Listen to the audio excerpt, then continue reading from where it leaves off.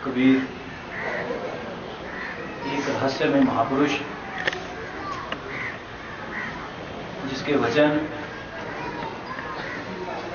बहुत ही अनुभवपूर्ण,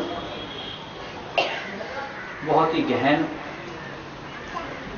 और अनेक प्रकार के अर्थ दे सकने वाले वचन। उसमें से भी यदि कहो कि परिपूर्ण सही अर्थ क्या है, तो एक प्रेमी उस अर्थ का पता बिना अनुभव के लगता नहीं। हम कुछ अनुभव एकत्रित करें, जो कुछ कबीर ने कहा उसको अपने जीवन पर उतारें, लागू करें, तो संभवतः स्पष्ट हो पाएगा कि कबीर का कथन कितना सार्थक और क्या है उस कथन का अर्थ। क्योंकि कबीर किसी अन्य महापुरुष के कहे को दोहरा नहीं रहे, वो मात्र अनुभव की बात कर रहे, सिर्फ इतनी बात कर रहे कि सत्य क्या है, सत्य को किसने कैसा कहा, इसकी गारंटी नहीं ले रहे, अपना अनुभव, पूर्ण अनुभव बखान कर रहे। कबीर का एक भजन, एक पद है, रस गगन गुफा में अजर घरे। ये प्रेमी, ये पद बहुत ही गहन अर्थों का है, भी पूरा ही अंदर का नक्शा, अंदर की बात। क्योंकि ये गगन, ये रस, ये गुफा, ये बाहर तो शब्द हैं समझाने के लिए, है टोटली पूर्णतः ये बात अंदर की। लेकिन जब लागू करने का प्रश्न आता तो ये प्रेमी जी लागू पूर्णतः क्यों नहीं कर पाते? क्योंकि सुन लिया, पढ़ लिया कबीर का कहा हुआ, चाहे उसको सुन भी लिया, पढ़ भी लिया, परंतु जब लागू करने की बारी आई तो गिर गए फिर किसी धर्म कर्म में। क्योंकि कबीर का कथन है यूनिक, अद्वितीय, जिसकी कबीर ने बात करी वो अद्वितीय है। उसका किसी से, किसी धर्म से या किसी कर्म से कोई नाता नहीं, हो सकता भी नहीं। क्योंकि धर्म कभी भी परमात्मा में प्रवेश करने का द्वार नहीं, कोई धर्म परमात्मा में प्रवेश का द्वार नहीं, ना आज तक हुआ, ना भविष्य में हो सकेगा। ऐसा पहले भी ना हुआ, आगे भी ना हो सकेगा। जब कबीर गगन की बात करते हैं, रस की बात करते हैं, तो जिस भी व्यक्ति ने ये चीज बाहर खोजी उसका तो मार्ग ही गलत हो गया। जिस भी आदमी ने ये चीज बाहर खोजनी चाहिए, जिसके प्रयास अपनी काया से बाहर हैं, उसका मार्ग ही अवरुद्ध हो गया, रुक गया। ये मार्ग किसका है? जो इन वचनों का साक्षात्कार अपने अंदर करना चाहे। क्योंकि हे प्रेमी, ये बात अनुभव की है, ये बात एक महापुरुष द्वारा अनुभव किए गए सत्यों की है। इसमें मिलावट का सवाल नहीं, इसमें पड़े हुए होने का सवाल नहीं। कबीर किसी का लिखा तो कहते ही नहीं, और ना ही इतने पढ़े लिखे हैं कि किसी अन्य महापुरुष के वचनों की तरफ जाएं या उनका लाभ लें। लेकिन अनुभवी हैं, जो कुछ प्राप्त करते हैं अपने अनुभव से करते हैं, और जैसा जैसा अनुभव किया वैसा वैसा सीधा ही कह भी दिया। क्योंकि यदि पढ़े लिखे होते तो जरा शब्दों में बनावट होती, कोमलता होती, पर कोमलता तो कबीर ने रखी ही ना। बिल्कुल कोमलता न रखी, जो कुछ आया सीधा ही कह दिया, जो कुछ आ गया सीधा ही वर्णन कर दिया। शब्दों के हेर फेर, शब्दों की बनावट नहीं, लुभाने का प्रयास नहीं, सीधे सरलतम शब्द हैं। तुम्हें अच्छा लगता है या बुरा, इसका संबंध नहीं। कबीर का अनुभव कबीर ने व्यक्त कर दिया। पहली बात कहते हैं रस गगन गुफा में अजर धरे। ये प्रेमी, अब ये गगन आकाश, क्योंकि बाहरी तौर पर तो समझ लेते हैं कि आकाश ऊपर का भाग, बहुत ऊपरी चीज, लेकिन आंतरिक तौर पर जो तुम्हारे भीतर का नक्शा है उसके मुताबिक ये गगन है तेरा कपाल, ये गगन है उत्तरी भाग, यहां से ये सारा कुछ प्रवाहित होता जा रहा। रस करके कहो, अमृत करके कहो, वर्णन कुछ भी करो, पर बह रहा,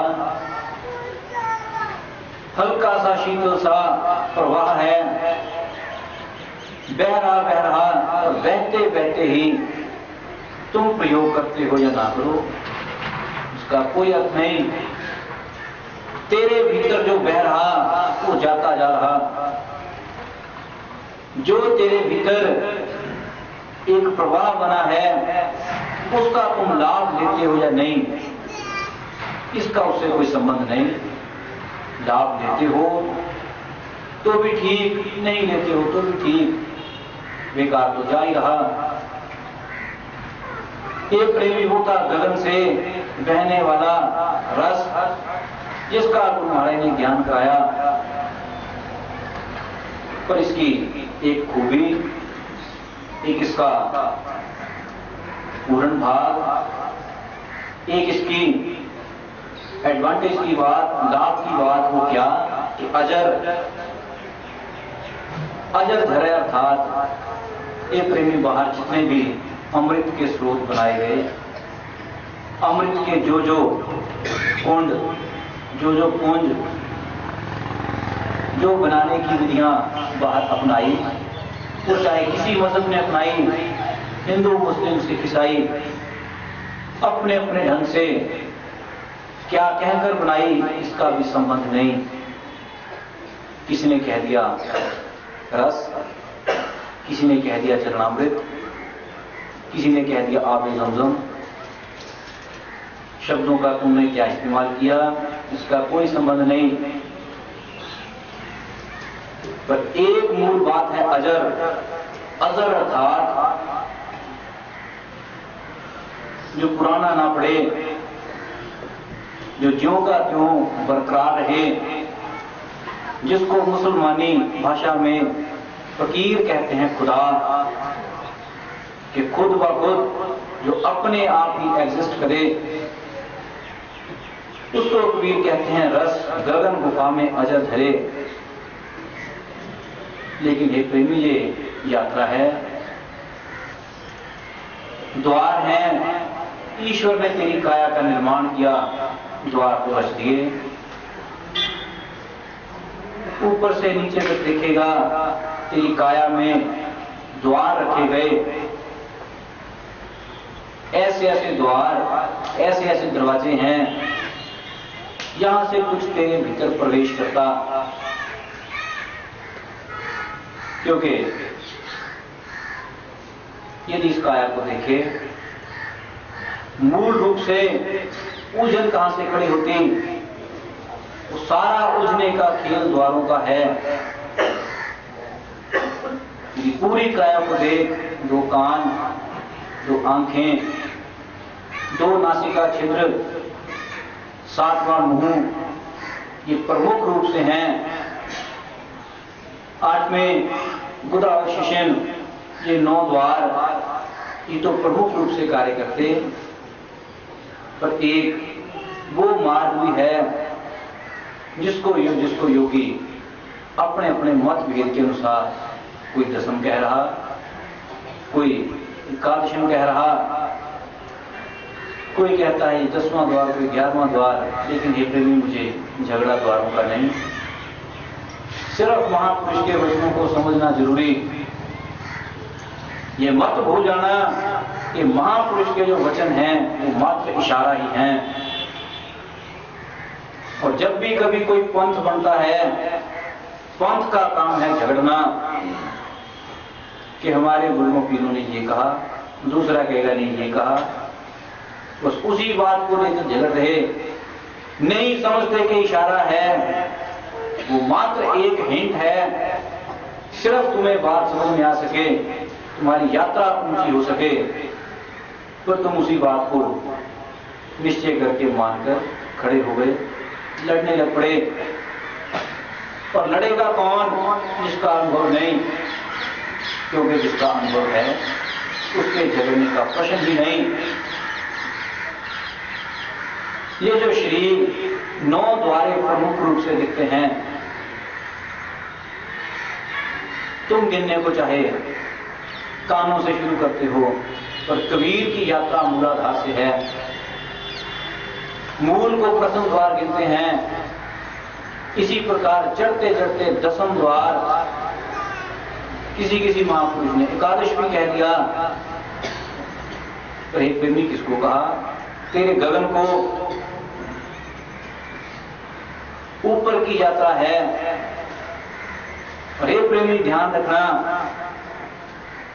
तुम्हारा पूरा निर्माण, तुम्हारी पूरी यात्रा, तुम्हारा इस संसार में आगमन, ये प्रथम द्वार के कारण है। और यहां से निकलने का मार्ग, ये सबसे ऊपरी मार्ग है, जिसको प्रथम समझते हो उसके कारण ही तुम्हारा संसार में आगमन, अन्यथा संभव नहीं। परंतु जिसको दशम करके कहा गया, जिसको सहस्रार करके कहा गया, वो है तेरा यहां से एग्जिट, तेरा बाहर जाने का मार्ग, तेरे मुक्त होने का मार्ग। उनमें से तुम किस में उलझ जाओ, ये तुम्हारे ऊपर निर्भर करता। यदि सबसे अलग होना चाहो तो वो भी मार्ग है। यदि उलझन की बात कहें, किसी किसी व्यक्ति को देखने का बहुत चस्का होता, किसी को सुनने का बहुत चस्का है, किसी को बोलने का है। हे प्रेमी, ये है जीवन की उलझने। इसमें से यात्रा कहां उलझ गई? ध्यान में भी उलझन आ जाती है जब देखने का चस्का पड़ गया, क्योंकि आदत है, बाहर आदत थी पदार्थ, भीतर आदत है दिव्य पदार्थ, क्योंकि ध्यान में उतरेगा, गहराई हुई, जो पूर्ण के जो शुरुआत के कुछ अनुभव हैं उनमें अटक जाते हैं, चस्के देखने के पूरे हो रहे, कभी प्रकाश को, कभी प्रतिबिंब को, कभी कुछ चस्का है। कोई सुनने के चस्के में उतर जाता तो वहीं तक उलझ गया। ये प्रेमी जब उलझा है तो बस उसी के बीच में घूम रहा। ज्यादा से ज्यादा, या यूं कहूं अत्यधिक लोग ऐसे हैं जो प्रथम द्वार तक ही उलझ कर रह जाते, क्योंकि काम का मार्ग तकरीबन उलझ जाता, उससे थोड़ा सा उठे, थोड़ा ऊपर जाए। एक प्रेमी फिर है वो अनुभव जो भीतर की माया के हैं,